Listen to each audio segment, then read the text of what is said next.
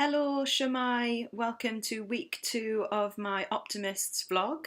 I'm recording this on Wednesday morning because the train was too busy last night. So it's St David's Day, Dydd Gŵyl Dewi Hapus to everybody out there. The patron saint of Wales is St David's, and today we celebrate him. His catchphrase was Gwnewch y pethau bychan, which means do the small things, which I think is a great catchphrase. So go out there, gwnewch y pethau bychan. This week's course was all about budgeting, which I know might sound dull to some people, but it was extremely interesting and is actually one of my favourite parts of the project. China Plate had a really interesting way China Plate had a really interesting way of describing the process of budgeting and everything that goes on around that, which was as a recipe.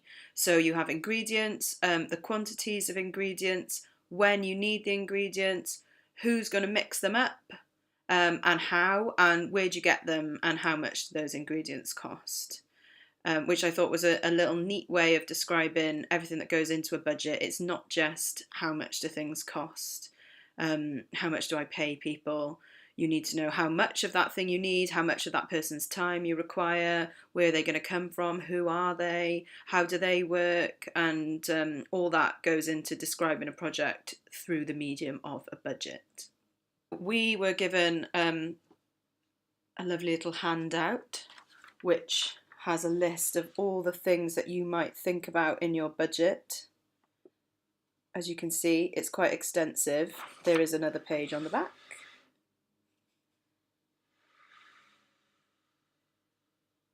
And yeah, it was not shocking. I've done a budget before. I sort of know what goes into it, but it was brilliant to have a refresher and just to see how other people make their budgets up, what kind of templates they use for their budget sheets. The Excel geeks among us loved it. There were lots of formula and links to other sheets and brilliant ways of tracking your spending. I love Excel. Never fear. Excel is your friend and does make your life a lot easier in the long run.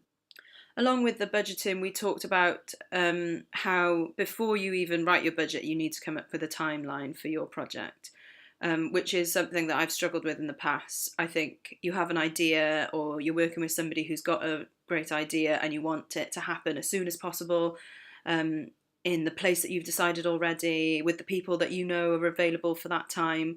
And in reality, everything just takes much, much longer than you would like or anticipate. So these timelines are really crucial. A lot of venues program up to 18 months in advance, and you need to be ready to sell them your show at that time. So you need marketing materials, you need a blurb, things we talked about last week, such as the copy, the 100-word copy, the 40-word copy, sometimes the 15-word copy need to be ready at that time. So all these brilliant ideas that you've had are not going to happen for 2 years, realistically. And we talked about how you make a timeline for that and understand when you need to be applying for the different pots of money that you need, whether that's Arts Council or funds or raising money yourself. And all that goes into your planning. You can then send that off with your planning, which makes your application a lot stronger. And then you can make a plan, sort of, if you get Arts Council funding, this is what you do. If you don't get the funding, this is what you do. And all that goes in to make a stronger case for your project, if you can show that you've thought about all these different things. There was an interesting discussion about the ingredients in this recipe. So who are the different people who you need to make a show work? And we went around the room and each person had to name a different member of the team. Somehow all the stage management got lumped into one category, which I thought was a little naive. Stage managers, assistant stage managers, deputy stage managers, production managers all have very different roles, and depending on what show you're working on, these roles can mean different things from production to production. So never underestimate the role of the stage manager. We touched on the role of the producer as a second pair of eyes, really, for the director in the room. And that's something that I'm really interested in. Someone who can come in to the rehearsal as an outside viewer and give an honest opinion on what's happening. They can see it from the audience's point of view, because oftentimes the director and actors and anyone else who's working in the room every day can get sort of sucked down into that artistic process and find it difficult to see the bigger picture, whereas the producer can work as sort of a sounding board for them. And also how helpful it is to invite audiences early in the process, get their opinion, like who are you making this for? If it's a child's piece or young people's piece, invite young people to see it, get their opinion, see if they enjoy it, because as adults, how do we know what they're going to enjoy? And same goes for anything, really.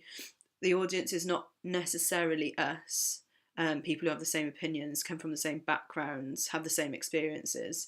So that was interesting, and it's something I've tried to do in the past with my work, have open rehearsals, but it seems to only be other creatives that want to come.